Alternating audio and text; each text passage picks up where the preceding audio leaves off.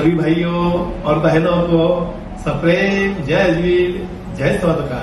आज मैं आपके समक्ष मन की बात राजेश वर्मा के साथ सीरियल का पार्ट 58 लेके आ रहा हूँ। भाइयों, आज जिस शख्स से आप मुलाकात कर रहे हैं वह है मेरे भाई हरीश जी। नमस्कार। बाबूलाल जी खजवानिया साहब। यह जो है इनका पैतृक शहर है बगड़ी नगर पाली जिला और हाल मुकाम चींचवल पुरा। तो इन्होंने अपने व्यस्तमय जीवन में से समय निकाल के हमारे नम्रतापूर्वक विनती को मान्य करके जो मुझे अपनी मुलाकात देने के लिए समय दिया, उसके लिए मैं उनका आभार करता हूं और ऐसे ही हमें सहयोग देते रहिए। हरीश जी साहब, आप जो हो पुना बैठ क्षत्रिय समाज जिले के अध्यक्ष पद पर कार्यरत हो और इसी तरह आप विविध संस्था से जुड़े हुए हो और आप जो है एक समाज के लिए आपके दिल में एक अच्छा जज्बा है और आप निष्पक्ष भाव से मन में कोई लोग कोई ऐसा अपने लिए फायदा नहीं रखते हुए समाज हिताय कार्य में सदा अग्रसर रहते हो। तो सर्वप्रथम तो मैं आप इतनी संस्था के कार्यरत हो, प्रेसिडेंट हो कि मैं कहने बैठूं तो सुबह की शाम हो जाएगी। मैं इतना ही कहूंगा कि हमारे हरीश भाई जो है एक जन सेवक है, समाज सेवक है और हमारे समाज की संस्था से जो जुड़े हुए हैं। इसके अलावा करीबन 10 से 15 संस्था से ये जुड़े हुए जिसमें कार्यरत है। वाकई में मेरे लिए गौरव की बात है कि हरीश भैया ने मुझे समय दिया। नमस्कार। आज मेरे निवास स्थान पर मन की बात के राजेश जी भाई साहब पधारे तो मैं पुणे जिला में क्षत्रिय सोनार समाज और श्री नरसिंह गोपाल गौशाला समिति बगड़ी नगर जो मेरा पैतृक गांव है उसकी अध्यक्षता में मैं आपका स्वागत कर रहा हूं। पहले तो धन्यवाद भाई साहब, आपने जो हमें सम्मान किया, हमें सम्मान की योग्य समझा। हम आपके सदा ऋणी रहेंगे, ऐसा ही स्नेह प्यार हमें मिलता रहे। हरीश भाई, आप एक सामाजिक सेवक हो और हमारा पुणे जो है शैक्षणिक क्षेत्र में बहुत अग्रसर है और कहते हुए मन को पीड़ा होती है। हमारे भारतवर्ष के, हमारे बैठ क्षत्रिय संवर्धन समाज के छात्र छात्राएं जब आती है तो उनके सामने सबसे बड़ा विकट प्रश्न रहता है आवास का। तो मैं सभी छात्र और छात्रा की तरफ से आपसे ये जानना चाहता हूँ, विनती है कि आप कुछ ऐसा कीजिए कि हमारे समाज के बच्चे बच्चियां जो पढ़ाई के लिए आए तो उन्हें आवास की सुविधा आप मुहैया कराने की प्लीज कोशिश कीजिए। बिल्कुल सर, ये तैयारी चल रही है हमारी और पिछला जो समाज का जो समय बीता उस विषय में मैं कुछ कहना नहीं चाहूंगा। अभी जो मैं हाल ही में 7 महीने से अध्यक्ष पद मैंने संभाला है तो उसके बाद में मैंने 2 बड़े कार्यक्रम जो पुणे में किए हैं तो पूरा पुणे एक साथ मेरे साथ जुड़ा है। उसमें आईटी सेक्टर के लोग भी जुड़े हैं, शिक्षक जो बच्चे हैं वो भी जुड़े हैं, समाज भी जुड़ा है। उसमें मैंने अन्नकूट भी किया था और होली सम्मेलन भी किया था। और अभी मैं फिलहाल एक ही चीज पे फोकस है, समाज का भवन। और उसके लिए मैं कह के तो नहीं बताऊंगा लेकिन 13 सालों में जो समय बीत गया पुणे का वो एक बहुत ही समय दुर्भाग्यपूर्ण रहा। 13 साल निकल गए और अभी महंगीवाड़ा भी बहुत हो गया है, लोगों के पास समय भी नहीं है। उसके बावजूद भी मैंने बेड़ा उठाया है कि समाज के लिए एक जमीन देखूं, वो भी लगभग कोई हाईवे पे ही देख रहे हैं जिससे पुणे स्टेशन नजदीक हो, एयरपोर्ट नजदीक हो। और वहां पे हमारी ऐसी योजना है कि भाई जगह लेके हम पहले कम से कम 20 से 25 रूम बनाए जिसमें बाहर से पढ़ने के लिए कोई बच्चे आए, कोई गरीब परिवार से कोई बच्चा आए, कोई आईटी सेक्टर से कोई आए तो उनको रहने के लिए पहले एक जगह मिल जाए। तो ये हमारी सबसे बड़ी प्राथमिकता है, समाज की जगह लेकर पहले आए हुए बच्चों के लिए या समाज के लिए कुछ भवन बने तो पुणे में भी इतिहासकार काम हो जाए। बाकी तो आए हैं और जाना ये तो सबको निश्चित है, लेकिन समाज का काम तन मन धन से करना ये भी एक भाग्य लगते हैं। जो 13 साल बीत गए पीछे और कुछ नहीं किया उनका नाम लेके मतलब भी नहीं है। अभी हमारी युवा टीम जुड़ी है और मुझे अध्यक्ष बनाया है तो मैं जी जान से लगा हूँ और कुछ जल्दी कुछ समय में आपको अच्छी खुशी मिलेगी कि समाज की जगह लेकर हम काम की शुरुआत करेंगे। हरीश जी साहब, जैसा कि आपने अभी कहा है कि आपकी जो टीम है जी जान से कोशिश कर रही है कि आने वाले समय में हमारे मेडसिटी स्वर्णकार का भवन बने और वह करीबन आप 20-25 रूम बनाने का मुहैया रखते हो, दिल में ख्याल रखते हो। ये वाकई में एक बहुत बड़ी मिसाल होगी। जिस दिन ये कार्य हो जाएगा तो हमारे पूरे भारतवर्ष में ये जो शैक्षणिक क्षेत्र है पूरा, तो मैं तो दावे के साथ कह सकता हूँ मेरे भाई बहन जब भी यहाँ शिक्षण के लिए आएंगे तो उन्हें सुकून रहेगा कि पूरा मेडसिटी स्वर्णकार समाज ने हमारे आवास की व्यवस्था रखी। और जैसे जैसे आपकी संस्था बढ़ेगी आप और उन्हें सुविधा मुहैया कराते रहोगे, जो भी आप दे सकते हो उन्हें दोगे बच्चों को। ऐसा है सर, समाज छोटा सा समाज है और उसमें सबसे बड़ी कमी एकता की, ये सबसे बड़ी पीड़ा होती है। हिंदुस्तान में जहाँ भी जाए समाज में एकता नहीं है। कोई अध्यक्ष बन गया, उपाध्यक्ष बन गया और महामंत्री बन गया तो उसको पीछे से गिराने वाले बहुत है। लेकिन मेरे पीछे भी खूब लगे, लेकिन मैं उस सब चीजों से डरने वाला नहीं हूँ। और मेरे साथ जो युवा टीम जुड़ी है और बड़े बड़े मेरे भाइयों का जो हमारे जो स्वर्गीय नहीं कहेंगे, जो अमर रहे, शिवराज जी सोलीवाल जो भी दुनिया में नहीं है, उनके सुपुत्र है गोपाल जी सोलीवाल, उनका मुझे बहुत बड़ा अच्छा सहयोग मिल रहा है। और मेरे वाघोली में है जगदीश जी, जो जगदीश जी उनके भाई, उनका भी जोड़ी में पवित्र में बस 2-4-5 भाइयों का मुझे ऐसा सहयोग मिल रहा है कि बस आप आगे बढ़ो, हम आपके साथ हैं। तो मुझे विश्वास है कि जिस दिन मैं शुरुआत करूंगा मुझे पैसों की कोई कमी नहीं आएगी पूना में। बस शुरुआत करने की देर है और शुरुआत कर रहे हैं। क्यों ऐसा काम करें कि कोई अपने ऊपर लांछन न लगाए। और 13 सालों में ये हुआ नहीं पूना में, 13 सालों में आज तक हुआ ही नहीं सब। 1 फुट जमीन नहीं है समाज की, ये पूना का एक बहुत बड़ा दुर्भाग्य है। पहले वाले बडेरे या कोई अध्यक्ष चाहते तो 1 फुट या हजारों फुट जमीन लेके रख सकते, लेकिन वो समाज के लिए किसी ने सोचा नहीं था। लेकिन अभी सबकी अपेक्षा आपसे लगी हुई है कि आपकी जो टीम है, दमन टीम है, जाबाज टीम है, समाज के लिए कुछ करने का जज्बा रखती है। और हमें उम्मीद है कि आप जल्द हमें कुछ न कुछ ऐसा खुशी का तोहफा देंगे जिससे बाग हो जाए। 2-3 जगह पे मैं अभी समाज के कार्यक्रम में गया था तो मुझे बहुत पीड़ा होती है वहां जाने के बाद। जैसे रायपुर गया मैं, अभी मैं नांदेड़ भी गया, तो बस वहां जाते हैं तो शॉल, श्रीफल और माला, इसके अलावा कुछ समाज का विषय नहीं रहता। सबसे बड़ा समाज का विषय है प्री वेडिंग, जो मैं भी हर जगह उठा रहा हूँ। इसके ऊपर अपने को बंदी लाने की बहुत जरूरत है। प्री वेडिंग जब तक बंद नहीं होगा हमारे समाज का कल्याण नहीं होगा, हम रहे या ना रहे। लेकिन आप याद रखना, यदि प्री वेडिंग बंद नहीं हुआ तो 10 सालों में अपने बच्चे समाज में नहीं पढ़ेंगे, वो दूसरी कौम के साथ भागेंगे। और दूसरी बात, शादी करके बच्चों को घर बिठाना, ये 2-3 विषय है जो समाज के बड़े बड़े जो नेता है अपने पद पर वो विषय नहीं ले रहे। लेकिन ये आने वाले 10 साल बहुत ही बेकार है यदि हम इस चीजों को रोकथाम नहीं कर पाए। तो समाज का हाल और बच्चों के हाल, परिवार के हाल 10-15 सालों बाद विकट होने वाले यदि हमने इन चीजों पर ब्रेक नहीं लगाया। हरीश भाई, आप जो सामाजिक कार्य कर रहे हो तो हम ये जानना चाहते हैं आपको सामाजिक कार्य, जनहिताय कार्य करने की प्रेरणा कहाँ से मिलती है, किन से मिलती है? प्रेरणा मेरे पिताजी थे, अभी वो स्वर्ग में है। मेरे पिताजी ने बचपन से बहुत दुख देखा और उन्होंने परिवार के साथ गांव का और गांव के साथ मित्रों का बहुत सहयोग किया। और सबके सुख दुख में जाके पिताजी खड़े रहते थे। पिताजी को इतना ज्यादा नॉलेज था और मैं और मेरा परिवार पिताजी के हाथों में, पिताजी के आश्रय के नीचे पले बड़े। तो ये सब प्रेरणा मुझे मेरे पिताजी ने दी, कैसे लीडर होकर लड़ना, समाज में कैसे कार्य करना, परिवार को कैसे साथ लेके चलना। जब तक परिवार को साथ लेके नहीं चलेंगे तब तक समाज में जाकर कोई मतलब नहीं। इसलिए परिवार को पहले साथ लो, फिर समाज को साथ लो। ये सब मेरे माँ बाप का आशीर्वाद है, ये सब प्रेरणा उन्हीं से मिली है। और जब तक जीना है, जब तक लड़ना है, लेकिन समाज के लिए लड़ना है। और ये कुछ त्रुटियां हैं, उनको मिटाना बहुत जरूरी है।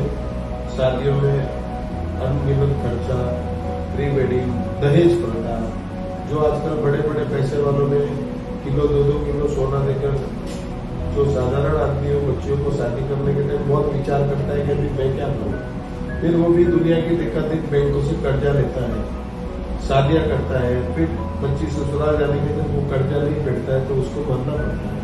इसलिए ये सब चीजों पर ब्रेक लगाएंगे और एक सबसे बड़ी जो समाज की दुर्भाग्य है वो ऊंच नीच का है। अभी हम जाते हैं कहीं भी सम्मेलन में, अभी मैं नांदेड़ गया तो लगभग 45 बच्चे थे और उसके सामने 3 लड़कियां थी। ये सब गरीबी अमीरी की वजह से ऐसा हो रहा है। नहीं, लेकिन हरीश भाई, जैसा कि मैं जानता हूँ, जब समाज की जाजम बिजती है तो वहां तो हम सब एक ही होते हैं ना भाई। कोई बड़ा नहीं, कोई छोटा नहीं, कोई पैसे वाला नहीं, कोई आर्थिक स्थिति से कमजोर रहो, चाहे बनाते रहो, फिर ऐसा क्यों हो रहा है? बस वो समाज की जाजम पे लोगों को दिखाने के लिए जो बड़े बड़े पैसे वाले हैं, जो समाज के आगे बैठ जाते हैं, जो साधारण आदमी पीछे आके बैठ जाएगा।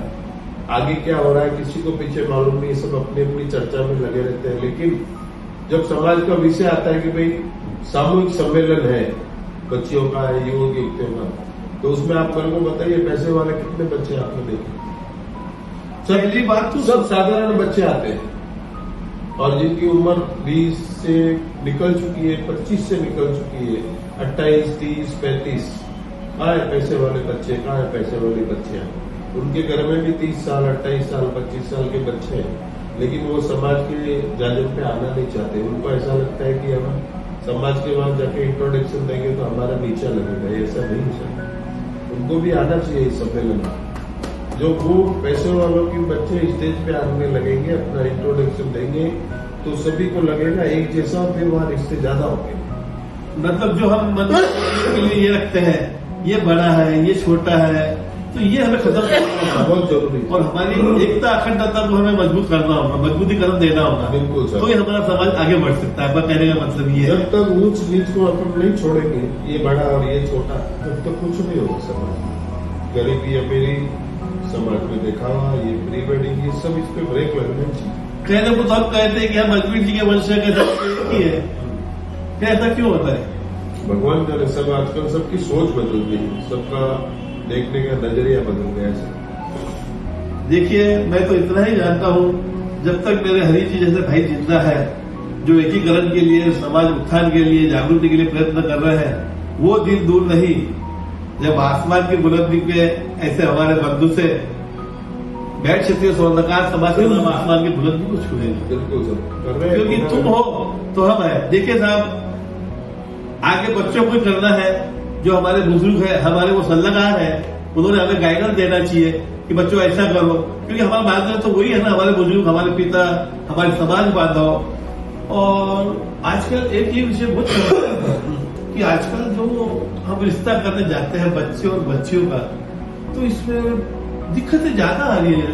क्या वजह है इसकी? दिक्कतें सब नहीं ज्यादा आ रही, एक तो गोत्र की दिक्कतें आ रही, खजवाड़िया, कड़े, अगलोया, ये जो ज्यादा गोत्र है ना, तो सब मैंने अभी भी नांदेड़ में कहा था कि अभी हमको एक गोत्र पे आना पड़ेगा। पहले 3-4 गोत्र रखते थे, फिर 2 पे आ गए, अभी 1 पे आएंगे। अभी राजस्थान में बच्चे की माँ भी कड़े और बच्ची की माँ भी कड़े, ऐसे ऐसे संबंध हो रहे हैं। खुद का ब्लड तो अलग है ना, तो अभी हमको एक गोत्र पे आना पड़ेगा। यदि हमको बच्चियों को समाज में देना है, बच्चों को समाज में बच्चियों को रखना है, तो एक गोत्र रख के हमको ये रिश्ते करने होंगे, तो दिक्कतें नहीं आएगी। ये हम 2-2, 3-3 गोत्र लेके बैठते हैं तो सब बच्चों की उम्र निकल गई।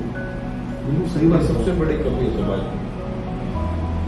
हमें छोड़ना होगा। आपका कहने का मतलब ये है, लगभग 2 रखो या रखो, लेकिन एक तो अपने को रखनी है, और एक रख के शादियां करेंगे तो ये प्रॉब्लम नहीं आएगी। मैं तो बोलूँ अदर कास्ट में बच्चे चले जाएंगे, आप क्या करोगे? कुछ भी कोर्ट मैरिज करके आगे आप कुछ नहीं कर पाओगे। कुछ इसलिए एक गोत्र रख के बच्चों को समाज में शादी करो, तो बच्चों का भविष्य होगा, समाज का भविष्य होगा। नहीं तो अदर कास्ट में जाने के बाद 2 साल बाद वो मुसलमान के साथ गई तो बच्ची को काट देंगे, वो भेज देंगे आगे। तो ये समाज की जो छोटी छोटी बातें सब, इसके ऊपर कोई ध्यान नहीं दे रहा है। समाज के बड़े फंक्शन में जाओ, वहाँ पे शॉल, वहाँ पर श्रीफल, वहाँ पे माला, वहाँ पे टोपी, इसका मैं हर जगह विरोध कर रहा हूँ कि ये सब बंद करो और समाज के मेन मुद्दों पे आओ। सही बात है, जो दुविधा है उसे दूर करो। पुणे में जैसे लक्ष्मीकांत जी है, किशोर भाई है, मेरे चिंचोड़ में रामेश्वर जी है, और हमारे गणपत सेठ के राजू सेठ है। ये सब बड़े बड़े सब बुजुर्गों को साथ में लेके चले हैं कि भाई कुछ समाज अपने हाथों से पुणे में अच्छा हो जाए। मुझे लगता है अभी कुछ हुआ नहीं, अभी नीच तो कभी नहीं, ये मुझे पता है कि इस बार हमने कुछ नहीं किया तो इसके आगे पुणे में कुछ नहीं हो सकता। लगभग जगह का भी 4 से 5 करोड़ रुपए का बजट है, वो अभी चल रहा है कि काफी लोगों का सपोर्ट मिल रहा है। जिस दिन फाइनल हो जाएगा मुझे पता है कि महाराष्ट्र से भी हम पैसा ला सकते हैं, लेकिन लाने की जरूरत नहीं पड़ेगी, क्योंकि यह जो पूरा भारतवर्ष का शैक्षणिक क्षेत्र है, तो आप जो भी कार्य कर रहे हो समाज के सभी भाइयों के लिए कर रहे हो, क्योंकि यहाँ जो बनेगा आवाज, वहाँ मेरे बंगाल के आओ, चाहे उड़ीसा के आओ, चाहे छत्तीसगढ़ के आओ, चाहे राजस्थान के, भारतवर्ष के कहीं भी हमारे बैठ सकते बच्चे आती है, तो उनका आप स्वागत करेंगे। बिल्कुल बिल्कुल, बस सब यही सब चाहिए। इसलिए मेरी अभी फिलहाल मेरे पास समाज के लिए बहुत काम के लिए फोन आ रहे हैं और हिंदुस्तान से, लेकिन मैंने सब जगह ब्रेक लगा के मेरा एक ही ध्येय है, पुणे में पहले जमीन लेना, जमीन लेकर उस पुणे में भवन का काम चालू करना पहले सबसे पहला मेरा एक ही कार्य है। बाकी जहाँ जहाँ बुलाएंगे जाऊंगा, हर टाइम विरोध करूंगा, ये सब कुरूति होगा।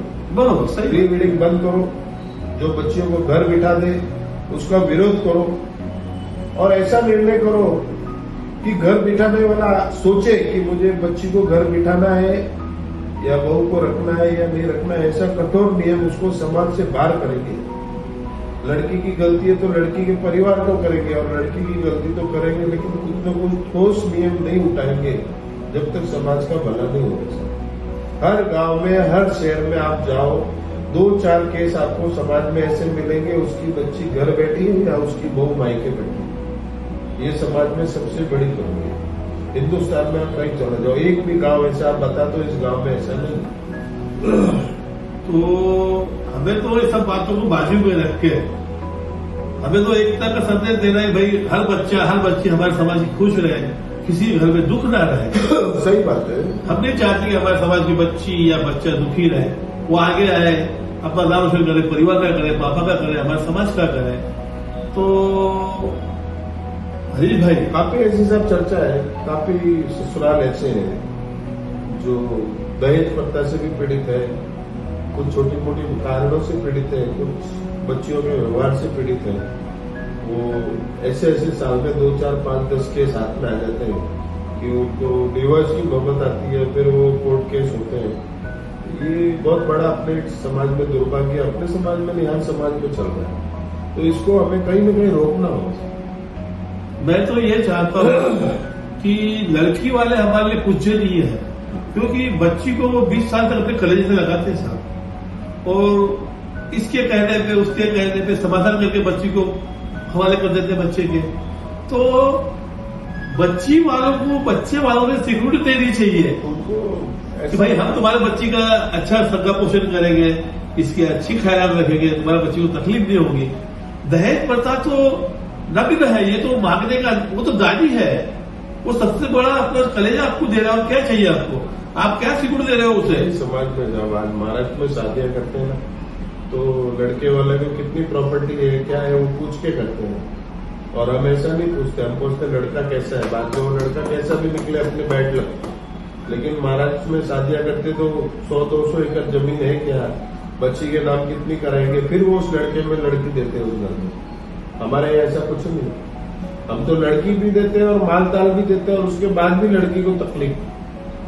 ये तो गलत बात है, समाज से किसी वजह तकलीफ नहीं होनी चाहिए। बस घर घर में, हर घर की ये कहानी है, हर समाज की कहानी है। अपने समाज में ज्यादा ये देखते हैं, कभी न कभी इस पे विराम लगाएंगे। बिल्कुल विराम लगाना है हमें। और आप जैसे ही समाज बांधव आगे आके जो ये कुप्रथा चल रही है, मैं यकीनन कहता हूँ कि हमारे भारतवर्ष के सभी आपको देख के बोध लेंगे और कुप्रथा का विरोध करेंगे, जिससे कि समाज का भला, एकता, अखंडता हो। मैं ज्यादा समय तो नहीं लूंगा, आप मेरे चैनल में आए हो, तो हरीश भाई कुछ ऐसा संदेश दो कि मेरे भारतवर्ष के सभी भाई बंधु मन में से द्वेष निकाल दें और अपनापन और भाईचारे से। सब ऐसा है कि सबको कोरोना को नहीं भूलना चाहिए, ये मेरा संदेश है।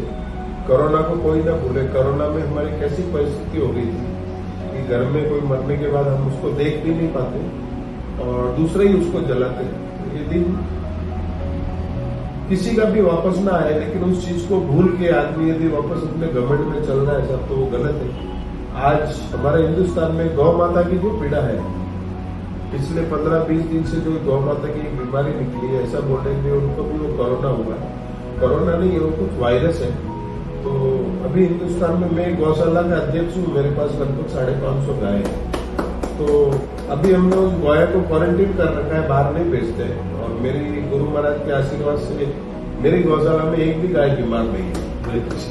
क्या तो पहले सबसे पहले गौ माता की सेवा करनी। एक जानवर नहीं कहेंगे हम उसको, माता कहेंगे। आज उसमें 33 कोटि देवी देवता है, लोग बोलते हैं जानवर। तो सबसे पहले उसकी हिफाजत करेंगे, उसको बचाएंगे। गौ माता को बचाएंगे तो देश बचेगा, और देश बचेगा तो परिवार बचेगा। इसलिए मेरा एक ही कहना है कि सभी अपने एरिया में, अपने आसपास जितनी भी गौशाला है, रोड पे जो भी गौ माता घूम रही है उसकी सेवा करो, और उसकी बीमारी है तो उसको तुरंत बचाएं। यदि गौ माता नहीं बची तो हमारा देश नहीं बचेगा। ये मेरा संदेश है। तो आज हरीश भाई ने इतना सुंदर संदेश दिया है कि पहले तो हमें गौ माता की सेवा करनी, वो हमारी माँ है जो हमें पालती है, पोसती है। उसका दूध पी के ही हमारा शरीर स्ट्रांग बनता है, हमारे शरीर में ब्लड दौड़ता है। सबसे बड़ी सेवा गौ माता की है। और हरीश भाई ने कहा एकता में रहो, और ये फ्री वेंडिंग वगैरह जो कुप्रथा है वो सब खत्म होनी चाहिए। और इनके जो ख्यालात है, इनके दिल में जो पीड़ा है कि जो कुप्रथा चल रही है जल्द से जल्द खत्म हो जाए। तो आज आपने इतना सुंदर संदेश दिया कि सबसे पहले कुप्रथा खत्म करो, और जो मन में मन उठा है मैं बड़ा हूँ, मैं छोटा हूँ, ये खत्म करो। और हम सब एक को लेके चले, कोई छोटा नहीं, कोई बड़ा नहीं, कोई पैसे वाला नहीं, कोई पैसे से आर्थिक स्थिति से कमजोर है तो कोई परवाह नहीं, आखिर है हमारा भाई। और ये सब हम बातें अगर मान जाए कि हम सिर्फ अजमेर जी के वंशज है, कोई बड़ा नहीं, कोई छोटा नहीं, तो वो दिन दूर नहीं कि हमारे वैश्य क्षत्रिय समाज का नाम पूरे हिंदुस्तान का, पूरे विश्व में घूमेगा। और मैं आभार हूँ कि आपने अपने कीमती समय में मुझे दिया और इतना सुंदर संदेश दिया एकता अखंडता का। आप पुनः ऐसे ही कार्य करते रहो, आपके हाथों से समाज का हिताय, जन हिताय कार्य होते रहे, और आप समाज का नाम रोशन करते रहो, यही मैं शुभकामना देता हूँ। और आज हम मन की बात को यही विराम करते हैं। जय अजमेर जी, जय अजमेर जी, जय सोना, जय सोना।